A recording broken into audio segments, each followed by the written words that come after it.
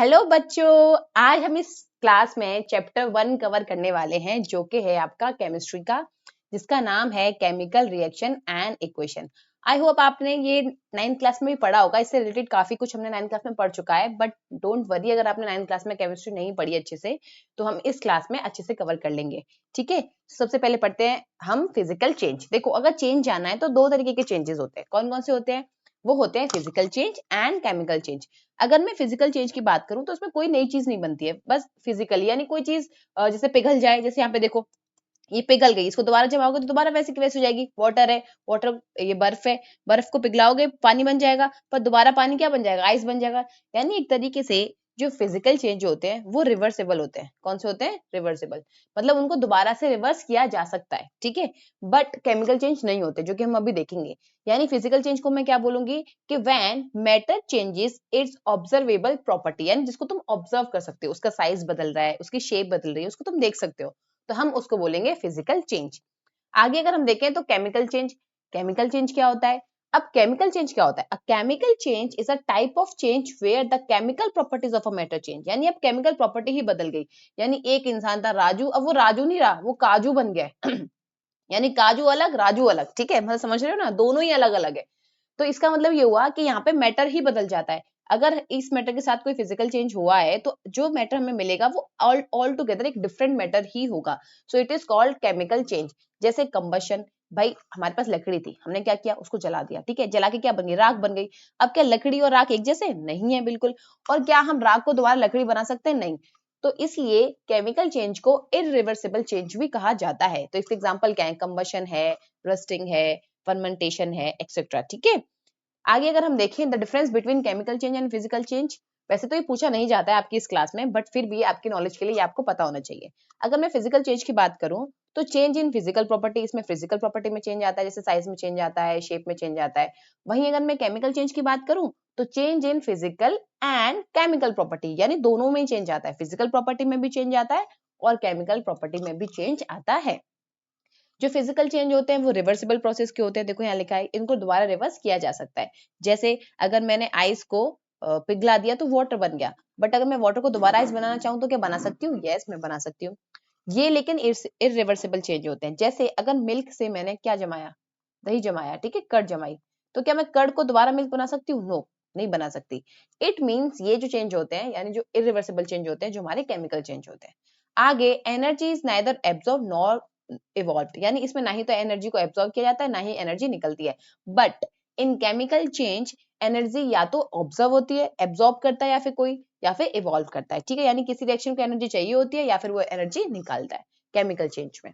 इसमें physical change में no new product formation, यानी कोई भी नया प्रोडक्ट नहीं बनता है। जो मतलब राजू था तो राजू ही रहता है, चाहे उसके पैर टूट जाए, हाथ टूट जाए, रहेगा राजू ही। समझ में आया?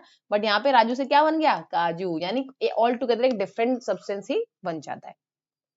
अगर हम आगे देखें, अब केमिकल रिएक्शन होता क्या है? हमने चेंजेस देख लिए, अब देखते हैं केमिकल रिएक्शन क्या होता है। Whenever a chemical change occurs, we can say that a chemical reaction has taken place. जब भी कभी केमिकल चेंज होगा तो हम बोलेंगे कि वहां पर केमिकल रिएक्शन हुई है। क्या हुई है? Chemical reaction.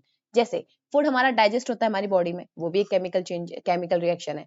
Rusting of iron, वो भी एक केमिकल रिएक्शन है। मतलब केमिकल चेंज हो रहा है, तो वो केमिकल चेंज किस वजह से हो रहा है? Just because of chemical reaction. अगर मैं केमिकल इक्वेशन की बात करूं तो ये क्या होता है? A chemical reaction can be express, जो रिएक्शन होगी, अब तुम उसे ये तो नहीं कि हाँ ये रिएक्शन हो गई, इसके बीच में ऐसे बता दिया, नहीं। उसको एक प्रॉपर तरीके से एक्सप्रेस करने का एक मेथड होता है, उसी को हम बोलते हैं केमिकल इक्वेशन। जैसे मैंने बोला कि मैग्नीशियम जला इनटू, हमने एयर के साथ उसको जलाया, मतलब एयर के प्रेजेंस में, और उसने क्या बना दिया? ऑक्साइड बना दिया। तो हम इसको दिखाएंगे कैसे? तो यहाँ देखो, मैग्नीशियम प्रेजेंस, यानी एयर की प्रेजेंस में, O2 की प्रेजेंस में उसने क्या किया? जलाया, और क्या बन गया हमें? मैग्नीशियम ऑक्साइड, यानी MgO बन गया। तो ये जो रिप्रेजेंटेशन है, इसी रिप्रेजेंटेशन को हम क्या बोलते हैं? इस रिप्रेजेंटेशन को बोलेंगे केमिकल इक्वेशन। आगे अगर हम देखें तो बैलेंस्ड केमिकल इक्वेशन। अब देखो, केमिकल इक्वेशन तो आपने समझ ली कि ठीक है, मैम आपने बताया कि हम कोई चीज जो रिएक्ट करती है फिर वो कुछ बना लेती है, इसको जो सिंबॉलिक रिप्रेजेंटेशन है इसी को केमिकल इक्वेशन बोलते हैं। बट होता क्या है ना, केमिकल इक्वेशन बैलेंस भी होती है, अनबैलेंस भी होती है। तो हमें जो अनबैलेंस्ड केमिकल इक्वेशन होती है उसको बैलेंस करना होता है। तो बैलेंस्ड केमिकल इक्वेशन क्या होती है? देखो हमने एक लॉ पढ़ा है, मास can nether be created not be destroyed, ठीक है। तो जब यहाँ पे जैसे मान के चलो यहाँ पे एक ही Cl है, तो ये 2 Cl कहाँ से आ गए इस तरफ, है ना। जब एक ही Cl था तो एक ही Cl रहना चाहिए था। इसका मतलब अगर यहाँ 2 Cl है तो यहाँ पर भी 2 ही होना चाहिए, राइट। समझ में आया? तो मतलब अभी मैं बताऊंगी आपको कैसे बैलेंस करना है। तो इसी चीज को बैलेंस्ड केमिकल इक्वेशन बोलते हैं। यानी the chemical equation in which the number of atoms of each element, यानी जितने भी नंबर ऑफ एटम्स होंगे रिएक्टेंट साइड में उतने ही इक्वल होंगे प्रोडक्ट साइड में। अब रिएक्टेंट और प्रोडक्ट साइड क्या होती है? जैसे यहाँ पे ए और प्लस बी इन दोनों ने रिएक्ट किया, बना लिया सी, तो ए और बी जो है वो रिएक्टेंट है और जो सी है हमारा वो क्या है? प्रोडक्ट। यानी ए प्लस बी रिएक्टेंट और सी हमारा प्रोडक्ट। तो जितने रिएक्टेंट होंगे उतने ही प्रोडक्ट होंगे, आपको ये ध्यान रखना है, ठीक है। जैसे एग्जांपल देखो, यहाँ पे Zn प्लस HCl था और ZnCl2 प्लस H2 ये बनाया। अब एक Zn है इस तरफ, क्या है? एक Zn। तो क्या इस तरफ भी एक Zn है? हाँ मैम एक Zn है। यहाँ देखो एक H है, तो क्या इधर एक H है? नो, यहाँ पे तो दो H है। इट मीन्स हमें बैलेंस करना पड़ेगा, तो हमें यहाँ पे क्या लगाना पड़ेगा? 2। पर जैसे ही हमने 2 लगाया Cl भी 2 हो गए, तो क्या इधर भी Cl2 है? यस मैम, यहाँ पे भी Cl2 है। यानी हमने ये इक्वेशन बैलेंस कर दी। तो यानी अब जो हम इसे लिखेंगे तो ऐसे लिखेंगे Zn plus 2HCl give rise to ZnCl2 plus H2, ठीक है। Zinc chloride plus hydrogen gas, ये हमें दे देगा। इसको बोलते हैं बैलेंस्ड केमिकल इक्वेशन। अब अगर हम देखें ऑब्जर्वेशंस देखें केमिकल रिएक्शन की, तो chemical reaction can be determine with the help of. अब आपको कैसे पता चलेगा कि कोई चीज में केमिकल रिएक्शन हुआ है? मैम हमें तो नहीं पता चल रहा कि इसमें केमिकल रिएक्शन हुआ है कि नहीं हुआ। तो देखो ये सारे हमारे सिम्टम्स हैं, एक तरीके से समझ लो। जैसे किसी को बीमारी होती है तो उसके कुछ सिम्टम्स होते हैं ना, बुखार आना, फीवर आना, तो हमें पता चल जाता है कि हाँ मैं हो सकता है कि शरीर टूट रहा है तो बुखार आने की चांसेस हैं, तो हमें पता चल जाता है। वैसे ही केमिकल रिएक्शन हो रही है या नहीं हो रही, इसके भी कुछ सिम्टम्स होते हैं। जैसे एवोल्यूशन ऑफ गैस, यानी उसमें से गैस निकलेगी अगर कोई रिएक्शन होगी तो। मतलब मैं ये नहीं कह रही कि सब एक साथ होगा, बट इनमें से कुछ ना कुछ होगा, ठीक है। चेंज इन टेम्परेचर, टेम्परेचर में चेंज आएगा। फॉर्मेशन ऑफ प्रेसिपिटेट, यानी हमारे यहाँ पे कुछ इनसॉल्युबल एक सब्सटेंस बन जाएगा। या change in colour, colour change हो जाएगा, जैसे आप यहाँ पर देख सकते हैं। यानी आयरन नेल को हमने जब इसमें डाला कॉपर सल्फेट सॉल्यूशन में, तब ये ब्लू कलर का था। किस कलर का था? ब्लू कलर का। पर जैसे ही हमने आयरन नेल डाला तो इसने रिएक्शन करना स्टार्ट कर दिया और हमारा क्या बना लिया? फेरस सल्फेट बना लिया, और वो किस कलर का हो गया? ग्रीन कलर का। तो यानी देखो कलर चेंज हो रहा है ना। तो चेंज इन कलर और चेंज इन स्टेट, यानी हो सकता है कोई सॉलिड से लिक्विड बन जाए या लिक्विड से गैस बन जाए, तो यानी चेंज इन स्टेट भी हो सकता है। आगे अगर हम देखें टाइप ऑफ केमिकल रिएक्शन, हमारी बहुत multiple types of chemical reaction है, बट जो हमारे इस क्लास में इंपॉर्टेंट है हम उन्हीं को सबसे ज्यादा पढ़ेंगे, ठीक है। सो हमारे सबसे पहले है combination, then decomposition, single displacement, double displacement, और ये बहुत इंपॉर्टेंट है दोनों ही, ठीक है। ये आईएमपी लिख लीजिए आप, आपकी क्लास के हिसाब से बहुत ज्यादा इंपॉर्टेंट है। रिडॉक्स रिएक्शन, फिर oxidation reduction, exothermic reaction, endothermic reaction, ठीक है, प्रेसिपिटेशन और न्यूट्रलाइजेशन, ये आप अपने अगले एसिड एंड बेस वाले चैप्टर में भी पढ़ेंगे। अगर हम देखें सबसे पहले कॉम्बिनेशन रिएक्शन, तो देखो कंबाइन, कंबाइन क्या होता है? कंबाइन मतलब दो चीज मिलना। सो कॉम्बिनेशन रिएक्शन भी क्या होगी? जिसमें कुछ ना कुछ मिल रहा होगा, ठीक है। दो मिल रहे होंगे, तीन मिल रहे होंगे, यानी कुछ ना कुछ तो मिल ही रहा होगा, तभी तो कॉम्बिनेशन रिएक्शन है।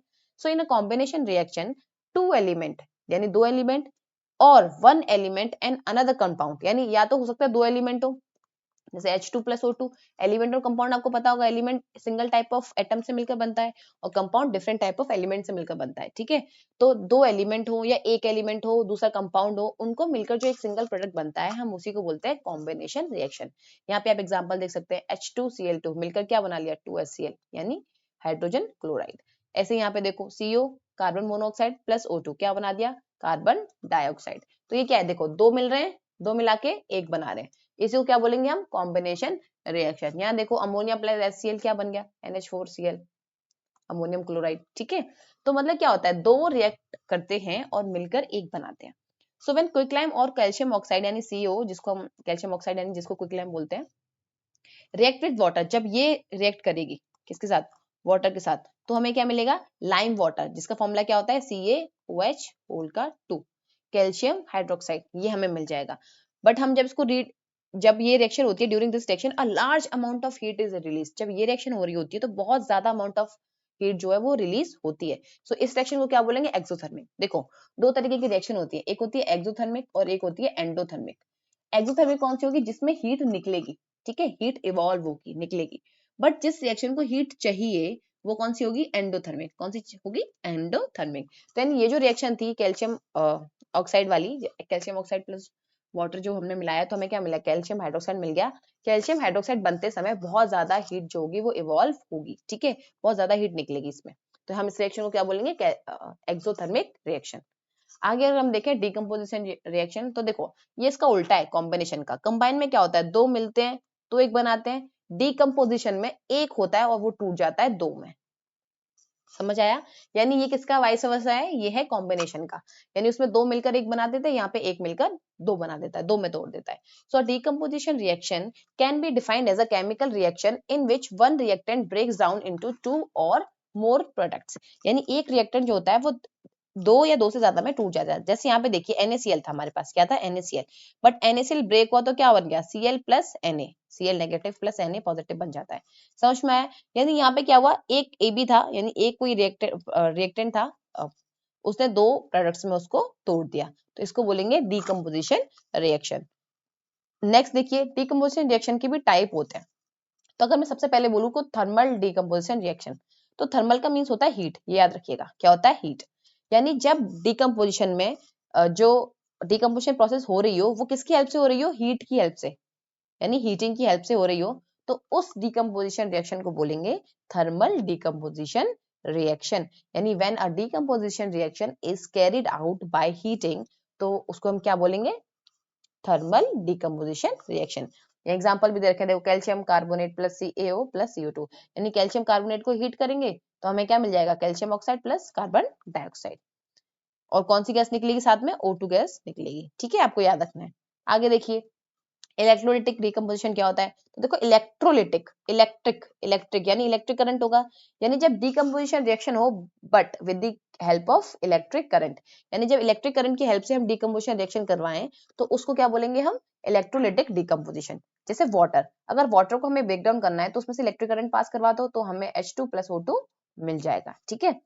अब मैं अगर फोटोलिटिक की बात करूं तो फोटोलिटिक क्या होता है, लाइट। देखो लाइट में और हीट में फर्क होता है, ठीक है, लाइट एक तरीके से नेचुरल है, सन की जो लाइट है वो नेचुरल है। So when a decomposition reaction is carried by light, जब डिकम्पोजिशन रिएक्शन किसकी हेल्प से हो, लाइट की हेल्प से हो, तो हम उसको बोलेंगे फोटोलिटिक डिकम्पोजिशन। एग्जांपल देखिए, AgCl यानी सिल्वर क्लोराइड, सिल्वर क्लोराइड को हमने हीट लाइट दी तो वो किसमें टूट गया, Ag प्लस Cl2 में। अब देखो जो हमारे सिल्वर क्लोराइड होता है वो व्हाइट कलर का होता है, बट जैसे ही उस पर सनलाइट पड़ती है यानी लाइट की जो कांटेक्ट में होता है, जब वो आता है तो ग्रेश कलर का हो जाता है वो, ठीक है। और आपने ऐसा देखा भी होगा, आपकी जो मम्मी लोग होंगी या फिर शायद आपने भी कभी पायल पहनी होगा, लड़कियां हैं तो उनकी जो पायल होती है, चांदी की जो भी चीज होती है, वो कुछ टाइम बाद काली पड़ जाती है, ग्रेश कलर की हो जाती है, वो जस्ट बिकॉज ऑफ, क्योंकि जो रिएक्शन है वो होती है, ठीक है, सनलाइट की प्रेजेंस में। सिल्वर ब्रोमाइड वाला देखिए, ये भी सेम तरीके से काम करता है, हमारा सिल्वर ब्रोमाइड था, उसको भी सनलाइट मिली तो वो भी क्या बन गया, Ag प्लस Br2 बन गया। So the above two reaction are used in black and white photography, ये जो रिएक्शन है ये ब्लैक एंड व्हाइट फोटोग्राफी में भी यूज होती है, और ऊपर वाली भी। आगे देखिए, डिस्प्लेसमेंट रिएक्शन, डिस्प्लेसमेंट रिएक्शन क्या होता है, डिस्प्लेस मींस क्या होता है, एक जगह से दूसरी जगह हटा देना, यानी कोई कोई यहाँ पे था उसको हटा दिया और दूसरा आ गया वहां पर, वही तो होता है डिस्प्लेसमेंट। सो मोर रिएक्टिव एलिमेंट डिस्प्लेस। अब आप खुद सोचिए कि कोई कमजोर आदमी हो और एक बहुत बड़ा ताकतवर आदमी हो, क्या ये कमजोर आदमी इसको हटा सकता है, कभी नहीं हटा सकता। ये जो ताकतवर इंसान है वो इस कमजोर आदमी को आराम से हटा सकता है। तो ऐसे ही जो ज्यादा रिएक्टिव एलिमेंट होते हैं, यानी मोर रिएक्टिव एलिमेंट डिस्प्लेस करता है हमेशा लेस रिएक्टिव एलिमेंट को। समझ में आया, जैसे आपने रिएक्टिविटी सीरीज पढ़ी होगी, जो हमारा Zn होता है यानी जिंक होता है, वो कॉपर से ज्यादा ताकतवर होता है, मोर रिएक्टिव होता है।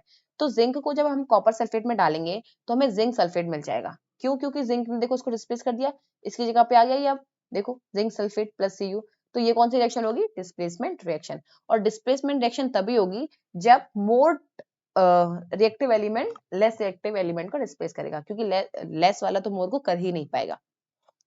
आगे हमारा कॉपर को अगर हमें मिलाया हमने हमारा सिल्वर नाइट्रेट में, तो क्या होगा, हमारा कॉपर नाइट्रेट मिल जाएगा, ठीक है। तो देखो इसने भी क्या किया, क्योंकि सिल्वर बेचारा और वीक था कॉपर से भी, कहते हैं ना तुम मुझसे ताकतवर है तो मैं भी तो किसी से और से ताकतवर हूँ, यानी Cu किससे ताकतवर है, Ag से ताकतवर है। तो Cu ने डिस्प्लेस कर दिया Ag को और क्या बना लिया, कॉपर नाइट्रेट बना लिया, और प्लस 2Ag निकल गए हमारे। तो इसका मतलब क्या हुआ, डिस्प्लेसमेंट रिएक्शन में क्या होता है, जो ज्यादा रिएक्टिव एलिमेंट होता है वो लेस रिएक्टिव एलिमेंट को डिस्प्लेस कर देता है। आगे देखें अगर हम, तो डबल डिस्प्लेसमेंट रिएक्शन देखते हैं। अब देखो वहां पे डिस्प्लेसमेंट थी, यानी एक ही डिस्प्लेस हो रहा था, बट डबल डिस्प्लेसमेंट, जैसे नाम हमें बोल रहा है डबल, यानी दो बार डिस्प्लेसमेंट होगी। तो डबल डिस्प्लेसमेंट में क्या होता है, the reaction in which two different atom or a group of atom are mutually exchange, वो एक्सचेंज हो जाते हैं। जैसे यहाँ देखिए Na2SO4 सोडियम सल्फेट और बेरियम क्लोराइड, तो इसमें क्या हुआ, जो सोडियम था वो कहाँ चला गया, यहाँ चला गया, और Ba कहाँ आ गया, यहाँ आ गया, तो इन्होंने एक्सचेंज कर लिया अपनी जो जगह थी वो, तो यहाँ पे क्या बना लिया, बेरियम सल्फेट बना लिया और NaCl यानी सोडियम क्लोराइड बना लिया। तो Na की जगह पे आ गया और Ba Na की जगह पे आ गया, तो इसको क्या बोलेंगे, double displacement reaction. So white substance is form due to the above reaction, इस रिएक्शन की वजह से एक व्हाइट सब्सटेंस फॉर्म होता है जिसको हम प्रेसिपिटेट बोलते हैं। मैंने बताया था ना, ये इनसॉल्युबल इन वाटर होता है। जैसे अगर ये पूरी यहाँ पे हमारा सॉल्यूशन है तो इसमें नीचे हमारा एक प्रेसिपिटेट बन जाएगा। तो प्रेसिपिटेट क्या होता है, ये इनसॉल्युबल सब्सटेंस होता है जो ड्यूरिंग अ रिएक्शन फॉर्म हो जाता है, ठीक है। अब प्रेसिपिटेशन रिएक्शन क्या होती है, any reaction that produce a precipitate, यानी कोई भी रिएक्शन जो प्रेसिपिटेट प्रोड्यूस कर दे उसी रिएक्शन को प्रेसिपिटेशन रिएक्शन बोल देंगे। अब सारी रिएक्शन प्रेसिपिटेट प्रोड्यूस नहीं करती हैं, आपको ये ध्यान रखना है, ठीक है। बट कुछ रिएक्शंस जो हैं वो प्रेसिपिटेट प्रोड्यूस करती है, जैसे कि हमारी ये वाली रिएक्शन थी। इसकी भी एग्जांपल दे रखा है, देखो lead nitrate PbNO3 plus Ki यानी पोटेशियम आयोडाइड, तो मिलकर क्या बना दिया, lead iodide plus potassium nitrate बना दिया, ठीक है। तो यहाँ पे भी व्हाइट प्रेसिपिटेट फॉर्म हो जाएगा, मतलब प्रेसिपिटेट फॉर्म हो जाएगा। अब हम क्या पढ़ेंगे, रिडक्शन एंड ऑक्सीडेशन। रिडक्शन क्या होता है, देखो जैसे नाम सजेस्ट कर रहा है, रिडक्ट कुछ कम हो रहा होगा, सो रिडक्शन में होता है लॉस ऑफ ऑक्सीजन। क्या होता है, लॉस ऑफ ऑक्सीजन। अगर मैं दूसरी लैंग्वेज में बोलूँ तो गेन ऑफ हाइड्रोजन होता है, यानी ऑक्सीजन तो लॉस हो जाएगा पर हाइड्रोजन का क्या होगा, गेन होगा, यानी ऐड क्या होगा, हाइड्रोजन, और निकलेगा क्या, नेगेटिव क्या होगा, ऑक्सीजन। इसका उल्टा होता है हमारा ऑक्सीडेशन, यानी नाम सजेस्ट कर रहा है ओ, देखो ओ है, यहाँ से कैसे याद करोगे, तो ओ है तो वो ओ को ही बुलाएगा ना, यानी गेन ऑफ क्या होता है, ऑक्सीजन, या फिर मैं बोलूं रिडक्शन, वो लॉस ऑफ क्या होता है, हाइड्रोजन, तो वो होता है हमारा ऑक्सीडेशन। जैसे यहाँ देखो, यहाँ MnO यानी ये O किसके पास है, Mn के पास, मैंगनीज के पास है, ठीक है।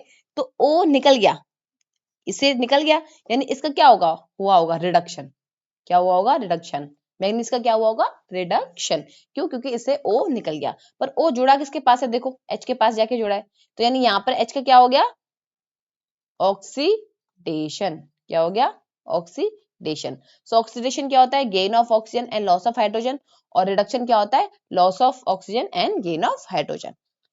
फिर देखो when copper is heated a black colour appears, जब कॉपर को हीट करोगे तो एक ब्लैक कलर अपीयर होता है। If this copper oxide is reacted with hydrogen gas, जब हम इसको हाइड्रोजन गैस के साथ रिएक्ट करेंगे, then again copper becomes brown as reverse reaction. देखो होगा क्या, देखो कॉपर ऑक्साइड थी, तो हमने क्या किया, कॉपर ऑक्साइड को जब हीट O2 के साथ इसने रिएक्ट किया तो ऑक्सीडेशन हुआ होगा, इसका क्या होगा, ऑक्सीडेशन हुआ होगा, क्योंकि एडिशन ऑफ क्या हुआ है, ऑक्सीजन हुआ है। तो ऑक्सीडेशन होने पर ये क्या हो जाता है, ब्लैक कलर का हो जाता है। क्या हो जाता है, ब्लैक कलर का दिखाई देने लगता है।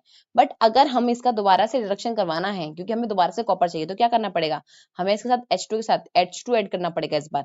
देखो ऑक्सीडेशन क्या होता है, रिडक्शन क्या होता है, एडिशन ऑफ हाइड्रोजन। सो इसके साथ हाइड्रोजन ऐड कर देंगे, तो अगर हम इसको हीट करेंगे तो क्या मिल जाएगा, हमें कॉपर फिर से मिल जाएगा। तो ऑक्सीडेशन रिडक्शन समझ में आया। आगे देखिए, ऑक्सीडेशन हो गया सब्सटेंस जो लूज करता है इलेक्ट्रॉन या फिर गेन करता है ऑक्सीजन, ये हमने पढ़ लिया, रिडक्शन भी हमने पढ़ लिया। अब ऑक्सीडाइजिंग एजेंट क्या होता है, यानी जो सब्सटेंस ऑक्सीडाइज कर रहा है, यानी हो रहा है। So oxidising agent a substance that oxidise another substance and self get reduced, जो दूसरे को ऑक्सीडाइज कर रहा हो लेकिन खुद रिड्यूस हो रहा हो, जिसका रिडक्शन हो रहा होता है, वही ऑक्सीडाइजिंग एजेंट होता है, ये याद रखना। जैसे अगर मैं पीछे देखूं तो यहाँ पे जो मैग्नीज था उसके साथ क्या हुआ था, रिडक्शन हुआ था, तो ये खुद एज अ ऑक्सीडाइजिंग एजेंट काम करेगा, उल्टा होता है, समझ में आया। जो रिडक्शन जिसके साथ हो रहा होगा ना, वो ऑक्सीडाइजिंग एजेंट की तरह काम करेगा, और जिसके साथ ऑक्सीडेशन हो रहा होगा वो रिड्यूसिंग एजेंट की तरह काम करेगा, ये दोनों उल्टे होते हैं। So substance that reduce another substance, तो वो खुद क्या हो जाएगा, ऑक्सीडाइज्ड हो जाएगा, समझ में आ गया। सब्सटेंस खुद ऑक्सीडाइज हो जाएगा। रिड्यूसिंग एजेंट क्या होगा, जो जिसमें ऑक्सीडेशन हो रहा होगा वो एज अ रिड्यूसिंग एजेंट काम कर रहा होगा, क्योंकि एजेंट क्या होता है, जो करवाता है, तो खुद ऑक्सीडाइज होने के लिए उसने क्या किया, दूसरे को रिड्यूस कर दिया, इसलिए वो रिड्यूसिंग एजेंट कहलाएगा। आगे देखिए कोरोजन, ये लास्ट चैप्टर है, वो लास्ट टॉपिक है हमारा, कोरोजन और एसिडिटी, वो हम जल्दी से फिनिश कर लेते हैं। कोरोजन क्या होता है, when a metal is attacked by substances around it such as, यानी कोई भी मेटल जो हो, जैसे हमारा आयरन हो गया, ठीक है, और हमारा जिंक हो गया, जितने भी आयरन वो मेटल्स होते हैं हमारे, वो आसपास का जो मॉइस्चर होता है या एसिड होता है उसका रिएक्ट कर देते हैं, उसी को हम कोरोजन बोलते हैं। अब रिएक्शन करेंगे तो केमिकल चेंज होगा, इसलिए कोरोजन होता है, वो खराब होने लगते हैं।